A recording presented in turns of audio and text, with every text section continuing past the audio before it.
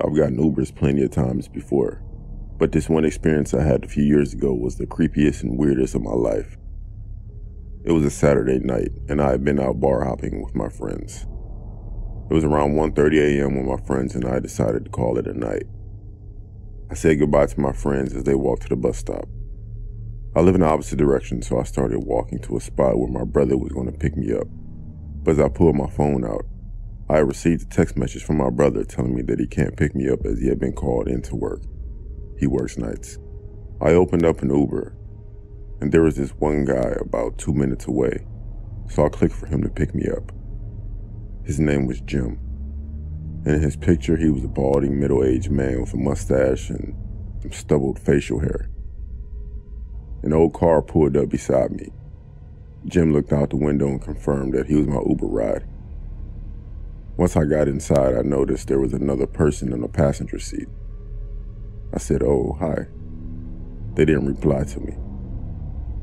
I asked Jim how his night was going. He didn't reply either. I was too drunk and too tired to care. Destination to my house was already on the app before I made the call for the Uber, so Jim started driving. I was scrolling through my phone and texting friends, and I started to hear Jim whisper and mumble to himself. I couldn't understand what he was saying, and if he was talking to me or the person next to him, but I ignored it. As we were driving, he started to become more on edge, and the things he was whispering to himself was becoming more coherent.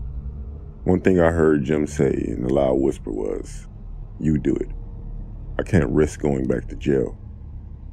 Even though I was drunk, that was enough for me to stop playing around on my phone and focus on my surroundings and keep a closer eye on Jim and the person next to him. The person hadn't said a word the whole time I was in the car, which I found weird. I looked around outside and we were on the freeway, which wasn't unusual as you had to take to get to my house. The next thing that happened is Jim pulled the car over at a rest stop. He once again started talking to himself.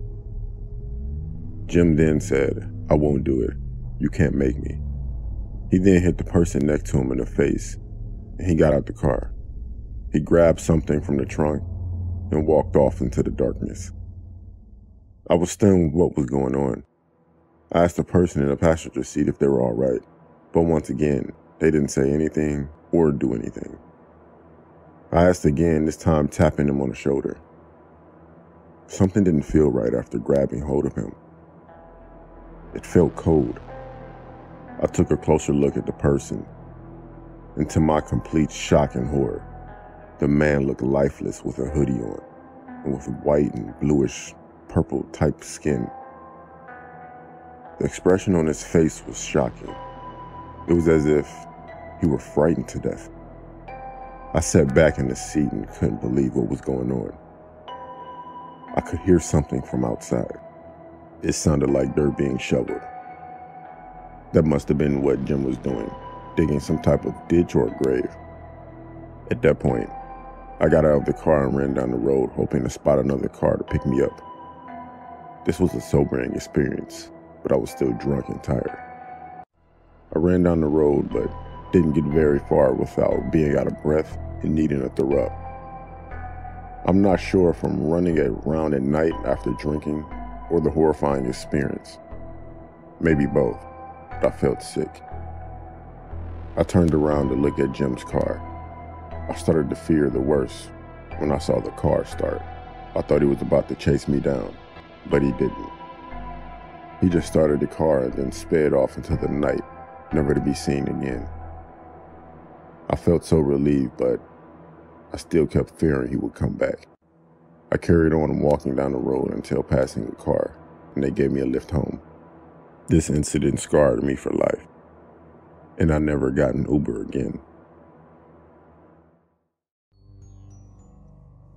My name is Ed.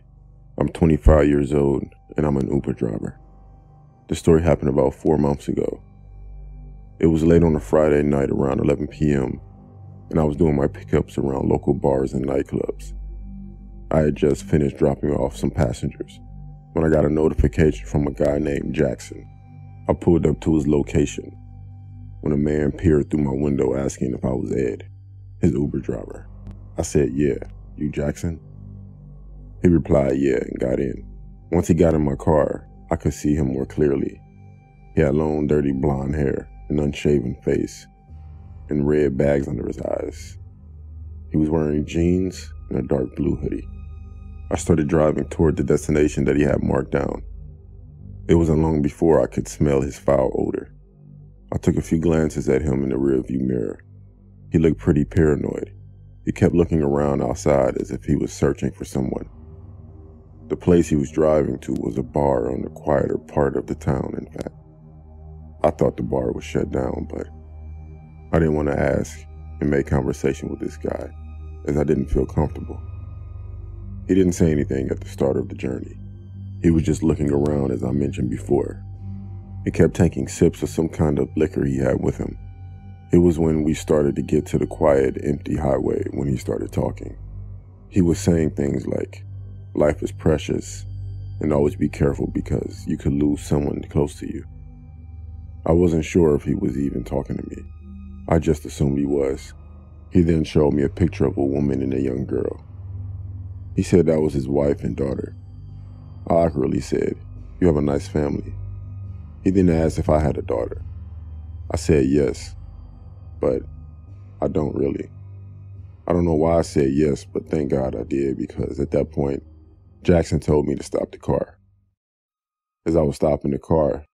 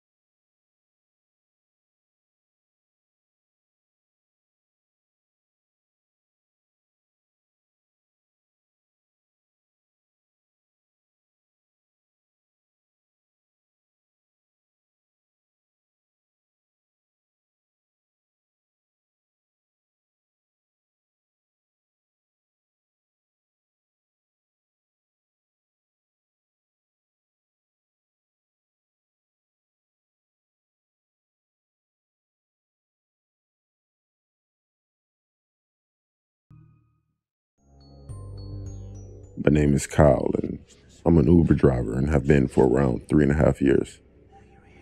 Most of the time I work from early evening to late at night. I've had my fair share of rude, weird, and awkward customers, but I never thought I would have my life threatened. I think it was a Thursday night about 10:30 p.m. I get an alert from a guy named Caleb, needing a ride to a house that was located in the countryside. I pull up to a guy wearing dark blue jeans, a black hoodie, old white sneakers, and a baseball cap. I roll my window down and ask if he's Caleb. He nodded yes and got in the back of my car. I looked at him in the rearview mirror. He was just looking out the window with his cap down and had both of his hands in his pockets of his hoodie. That was enough for me to know that he was interested in conversation, and the destination was already set up as I picked him up, so there was no need to make small talk either. As we were nearing the house, he sat forward and started looking out of the window, like he was looking for something or someone in particular.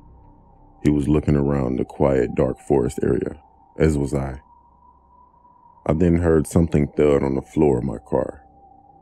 Caleb then picked it up, whatever it was, and put it back in his pocket.